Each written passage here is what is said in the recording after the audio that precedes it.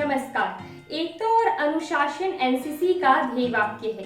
इसी के साथ एनसीसी कैडेट्स कार्य करते हैं। वर्ष 1948 में गठित एनसीसी का पूरा नाम नेशनल कैडेट कॉर्प्स है, जिसमें कॉलेज में चुने गए विद्यार्थियों को प्रशिक्षित किया जाता है।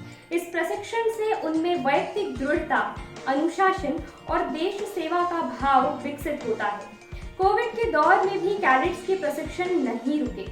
शारीरिक प्रशिक्षण के स्थान पर देश के सभी एनसीसी कैडेट्स को डिजिटल माध्यम से प्रशिक्षित किया जा रहा है। इसके लिए डीजीएनसी मोबाइल ट्रेनिंग ऐप वर्जन 2.0 की शुरुआत की गई है।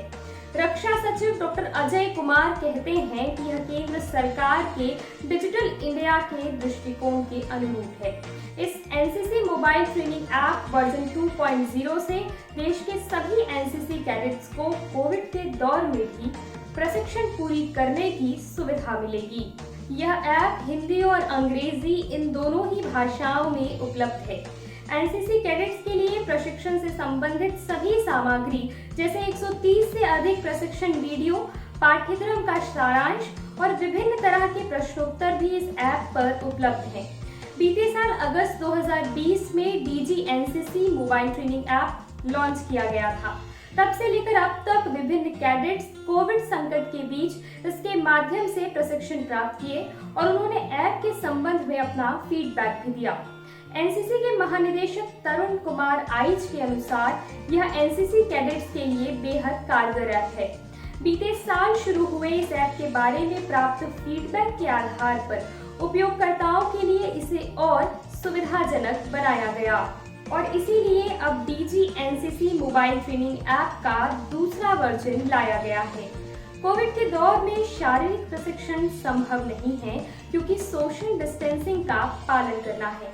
प्रशिक्षण से जुड़ी इस कठिनाई का हल बनकर आया DGNCC mobile training app. App में कैडेट्स पाठ्यक्रम से संबंधित किसी भी तरह के सवाल पूछते हैं और विशेषज्ञों के एक पैनल द्वारा इन प्रश्नों का जवाब भी दिया जाता है। इस तरह यह एक इंटरैक्टिव ऐप भी है।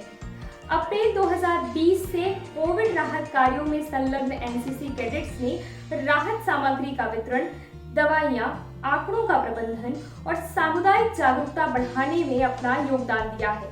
28 राज्यों और 8 केंद्र शासित प्रदेशों में एनसीसी के 17 निदेशालयों ने प्रशासन के साथ मिलकर सप्लाई चेन विकसित किया और विभिन्न तरीकों से देशवासियों को कोरोना से मुकाबला करने के लिए प्रेरित किया। कर्नाटक और गोवा में एनसीसी स्वयंसेवकों ने एक दिन में 50 से अधिक परिवारों को राशन सामग्री उपलब्ध करवाई।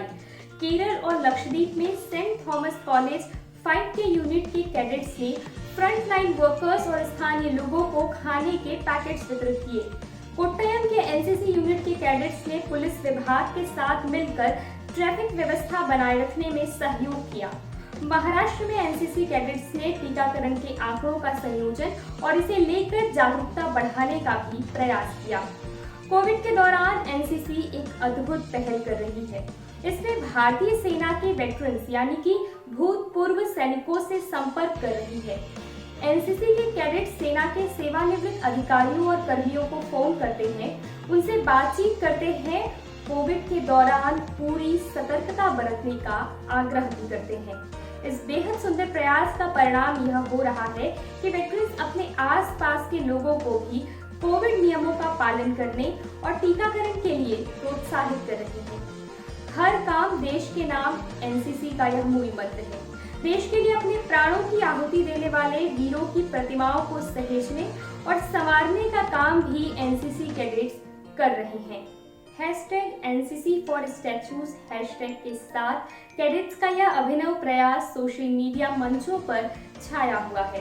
इस तरह के कार्य करने की प्रेरणा और देश के प्रति ऐसा जज्बा एनसीसी कैडेट्स को प्रशिक्षण से मिलता है। प्रशिक्षण से ही उनमें व्यक्तिगत अनुशासन, एकता और समर्पण की भावना विकसित होती है। कोविड संकट के बावजूद यह प्रशिक्षण नहीं रुका। तकनीक का सहारा लिया गया और आज केंद्र सरकार द्वारा निर्मित डीजीएनसीसी मोबाइल ट्रेनिंग ऐप से देश के एनसीसी कैडेट्स नियमित प्रशिक्षण प्राप्त कर रहे हैं। नमस्कार।